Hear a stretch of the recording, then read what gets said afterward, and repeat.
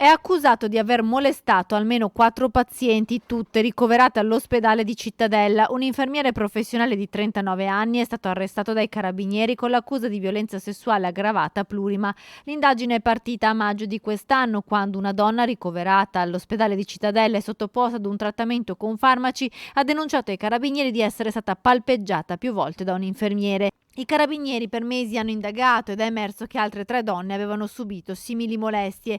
Gli episodi erano iniziati a giugno del 2021. Dalle testimonianze e degli elementi raccolti durante le indagini, i carabinieri sono riusciti ad identificare l'infermiere autore delle molestie sessuali.